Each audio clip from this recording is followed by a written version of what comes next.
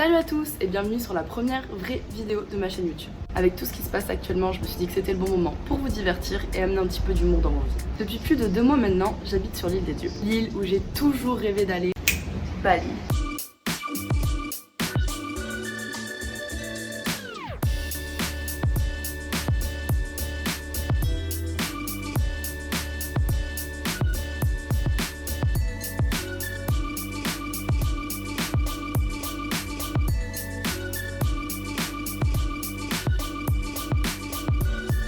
Malheureusement pas pour toujours, je rentre dans 2 mois. Si tout va bien. Si tout va bien. Bref, donc Bali c'était une île qui me faisait énormément rêver. Enfin, je vous rassure, c'est toujours le cas. À part qu'il m'est arrivé quelques petites péripéties au niveau de mes logements. Avant d'arriver à Bali, j'étais convaincue que tous les stagiaires vivaient dans des villas genre télé-réalité. En mode, tu sais, les share houses super stylés, tout le monde fait la cuisine ensemble et tout. Eh, en fait, non.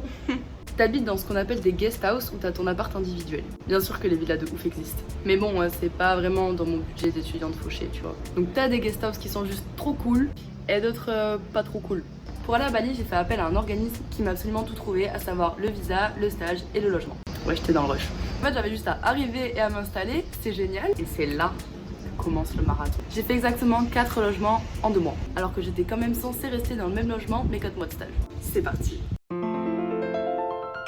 En vrai, avec le recul, je me rends compte que mon premier appart c'était pas si mal. C'est surtout le quartier en fait qui était pas ouf. Premier soir où je suis arrivée à Bali, j'ai voulu manger. En même temps, après 20 heures d'avion et la bouffe dégueu de Lufthansa, c'est le soir et je me dis, telle Lauriane, va te balader dans ta rue, tu vas sûrement te trouver un petit resto sympa typique pour ton premier soir, c'est super. Et juste, je marche et j'ai peur en fait. Je regarde autour de moi, je vois que des boui-boui miteux, mais qui me font pas du tout envie. Ça sent super mauvais. Dès que je fais un pas, il y a des gens trop chelous qui me parlent, je sais pas quoi faire. Et au final, j'avais la dalle, donc je rentre dans un des boui-boui, je réfléchis pas. Donc je rentre, et là je me dis, Lauriane, fuis. Mais c'est trop tard, je voulais pas vexer les balinés ou quoi, du coup je reste. Je vois la bouffe étalée. Je panique, je choisis une cuisse de canard et je m'installe. J'attends un peu. Je commence à manger, je manque de mourir étouffée tellement le truc m'arrachait la bouche. Et je sais pas pourquoi, je baisse les yeux sur le sol et là, qu'est-ce que je vois? Un rat.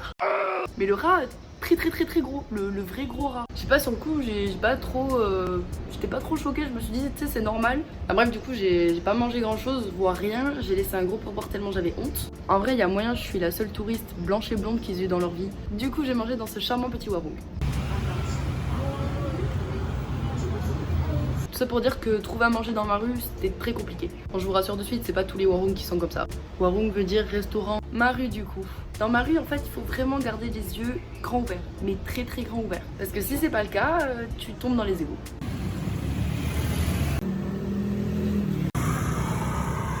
Voilà pour mon quartier. Je m'installe dans mon appart, je vois qu'il n'y a pas de PQ. Donc je vais voir le gérant et je lui demande où je peux en trouver. Sauf que bien sûr il parle absolument pas anglais, sinon c'est pas drôle.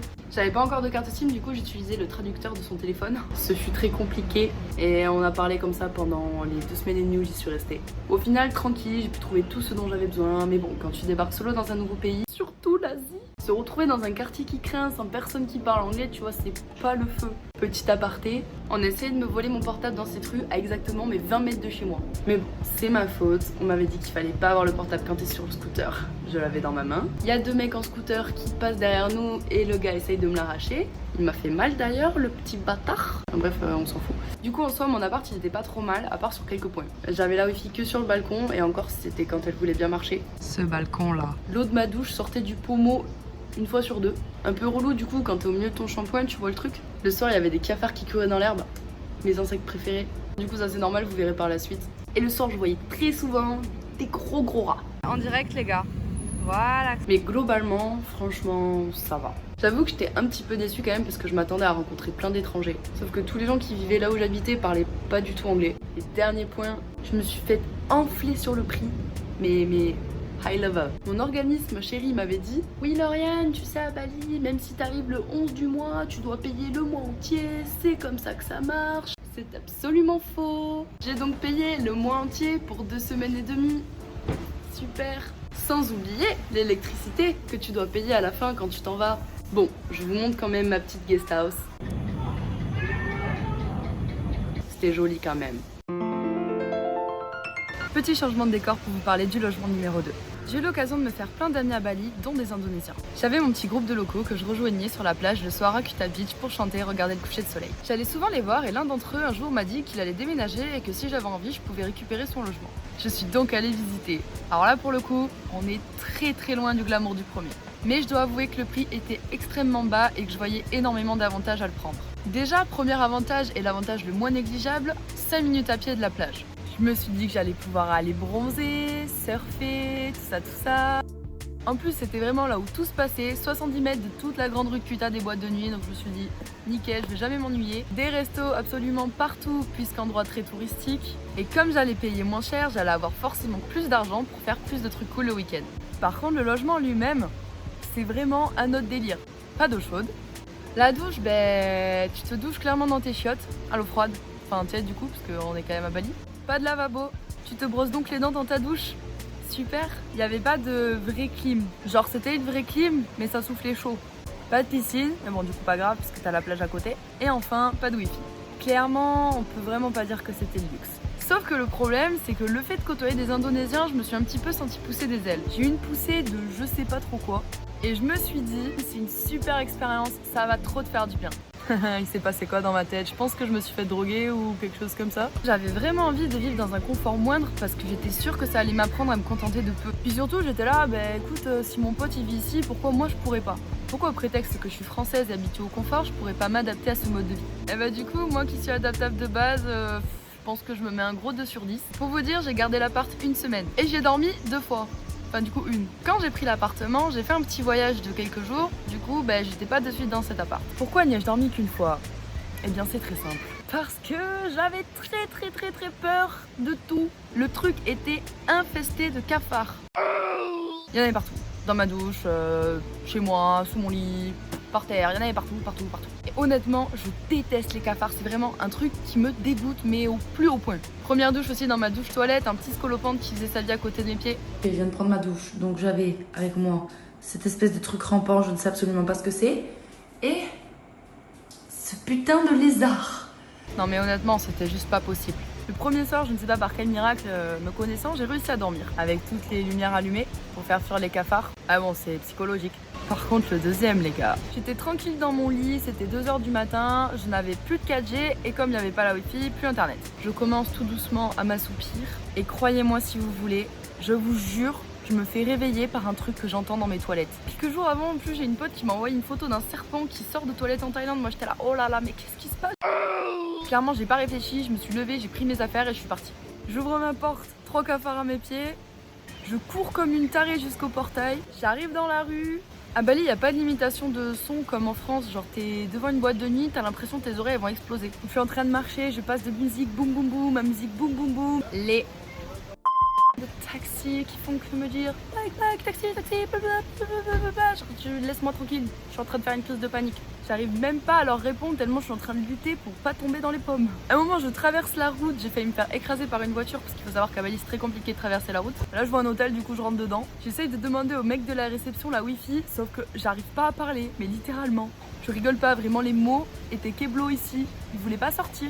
J'ai réussi à avoir la wifi, je téléphone à ma maman. J'arrivais toujours pas à parler, j'étais juste en train de pleurer. En fait, j'avais juste besoin de lui dire mais qu'est-ce qui m'a pris d'habiter ici, franchement, mais ça va pas et tout. Mais sauf que ça faisait pas du tout ça. Ça donnait plus un... Du coup, c'était 3h30 du matin, fallait que je trouve un hôtel, sauf que celui dans lequel j'étais actuellement, il était très cher. Ma mère m'a trouvé un hôtel sur internet, tout était bon, sauf que bien sûr, la rue des boîtes de nuit n'accepte bien sûr pas que les Grab ou les Gojek viennent te chercher. Les Grab et les Gojek sont des taxis scooters ou taxis voitures. Et absolument hors de question de prendre un taxi local que tu vas payer super cher et en plus c'est la mafia. Après avoir repris mes esprits, je sors de l'hôtel et je commence à marcher jusqu'à un point où éventuellement un Gojek pourrait venir me chercher. Rebelote, le bruit, les gens et tout, je commence à me ressentir mal. Je marche jusqu'à ce qu'il n'y ait plus personne à part un scooter ou une voiture qui s'arrête toutes les 2 minutes pour me demander si je veux un ride. Bien sûr que non, je veux pas de ride. Encore une fois, j'ai trop peur. J'arrive à une supérette ouverte, je leur demande s'ils peuvent me commander un Gojek avec leur téléphone comme je n'ai plus de 4G en leur proposant des sous. Et cet idiot, il me dit quoi? Il prend mes sous et il me dit non mais mon pote va t'amener. Mais non, je veux un Gojek, je veux arriver en vie. J'avais plus de patience, j'ai gueulé un coup, puis c'est bon, il m'a commandé mon Gojek. Je suis arrivée dans l'hôtel commandé par ma mère. Hôtel qui vous verrez par la suite sera mon prochain logement. Comment je spoil? J'ai dormi à 5h du mat, j'en pouvais plus. Concernant le truc qu'il y avait dans mes toilettes, apparemment il s'agirait d'un rat. Il paraît que c'est très courant qu'à Kuta Beach, les rats nagent jusqu'au trou de vos toilettes. Encore une fois, j'ai payé mon appart pour tout le mois, puisque j'étais sûre d'y rester. Quand on se fait entuber une deuxième fois, on adore. Le lendemain, j'ai dû aller voir ma proprio pour lui dire que je partais. J'étais trop mal parce que déjà j'avais honte et en plus elle était trop chou. Enfin, jusqu'à ce que je me rende compte qu'elle m'entube sur le prix au kilo de ma lessive, parce que mon logement faisait aussi lessive. Mais bon, ça c'est pas très grave. Voilà pour mon deuxième logement. Je voulais donc absolument trouver le meilleur logement au meilleur prix après ces 2 échecs. Sauf qu'un logement, ça se trouve pas comme ça. Je suis donc allée habiter chez un de mes amis en attendant de trouver quelque chose de mieux. Coucou Antonin! En fait, lui, il habite dans la guest house où je vais tout le temps et qui est juste parfaite. Mais malheureusement, trop loin de mon stage et pas disponible. Bref, je vous épargne les détails, la finalité est que je n'ai rien trouvé du tout. Et j'ai fini par prendre une chambre dans l'hôtel où j'ai dormi quand j'ai fait ma crise de panique. Hôtel qui en soi est pas ouf, mais que j'avais trouvé plutôt clean quand j'y suis allée dormir à 4h du matin l'autre jour. Ah, si j'avais ouvert un peu plus mes yeux. Je débarque donc dans cet hôtel. J'étais contente. Vivre à l'hôtel c'est cool, non? Ménage tous les jours, papier toilette à volonté, on change tes draps régulièrement. T'as même 2 bouteilles d'eau gratos par jour. J'ai fini de m'installer toute heureuse, puis je déplace le lit pour mettre mes valises à côté. Quelle ne fut pas ma surprise en voyant un coton-tige, une cigarette et de la poussière vieille de 3 ans sous le lit. Autre surprise, j'appellerais plutôt ça une malédiction pour le coup. Pas de wifi dans la chambre. Encore une fois. Pourquoi? Bah bref, j'ai jamais compris, je l'avais partout dans l'hôtel sauf dans ma chambre. Du coup je me suis dit que j'allais changer de chambre parce que c'était quand même un peu bête. Ça n'a jamais été possible. Le quartier où j'étais n'était pas fameux non plus. Et cette fois-ci c'était pas un problème parce qu'entre temps j'ai eu mon scooter. Le vrai et seul problème de ce logement au final, c'était juste l'hygiène. Commençons par les draps. Quand je suis arrivée, j'ai remarqué une toute petite tache jaune en haut du drap. Ok, c'est pas grave, jusque là tout va bien. 2 jours plus tard, en me réveillant avec le lit en bordel, je me rends compte que cette petite tache n'est plus en haut du lit. Non. Cette petite tache est désormais sur le côté gauche. Du coup, le lendemain, je check et je la vois sur le côté droit.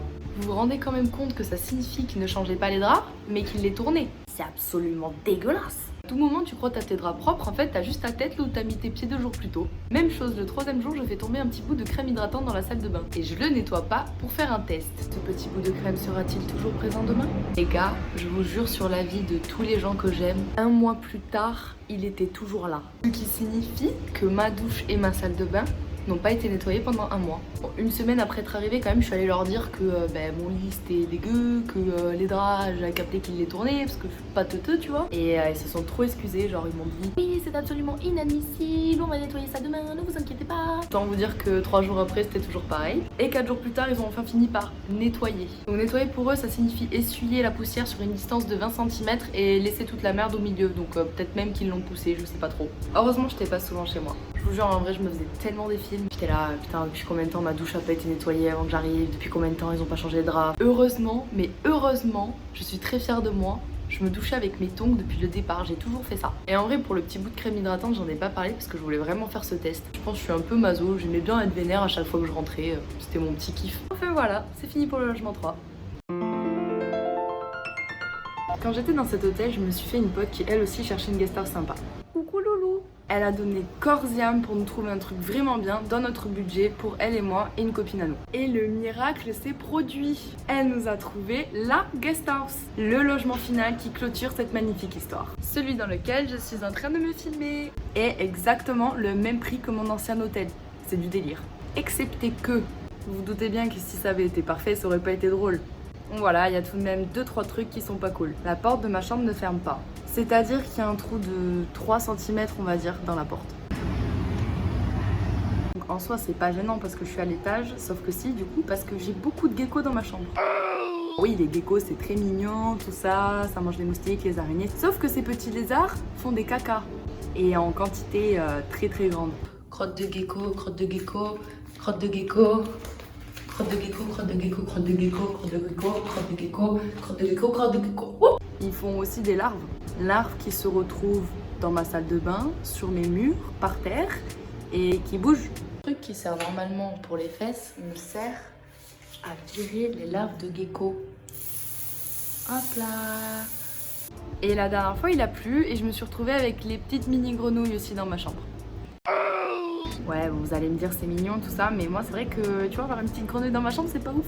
Et le dernier truc pas hyper cool, nous cohabitons avec les chauves-souris et elles sont extrêmement bruyantes. Le bruit t'empêche de dormir tellement elles crient fort.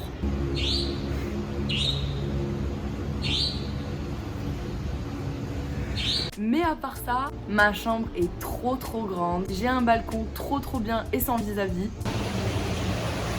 C'est pas mon balcon mais le mien comme il est à l'étage, compliqué de le filmer. Il y a un resto-bar, c'est pas le feu ça?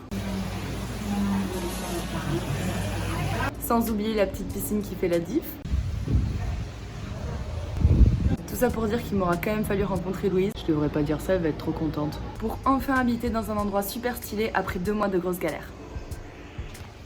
Merci infiniment d'avoir regardé cette vidéo jusqu'à la fin, j'espère qu'elle vous aura plu. Si c'est le cas, n'hésitez pas à mettre un petit like et à la partager. Ça m'incitera peut-être à en faire d'autres, qui sait, j'ai du temps en ce moment. Je tenais juste à préciser que j'adore Bali, mais vraiment. C'est un endroit absolument incroyable. Je ne m'étais jamais sentie aussi heureuse et épanouie que depuis que je suis arrivée ici. Il y a une énergie juste extraordinaire qui te porte. Et surtout, je ne m'étais jamais autant sentie chez moi que sur cette île, malgré les endroits un peu nuls où j'ai pu habiter. On se voit dans la prochaine vidéo, gros bisous!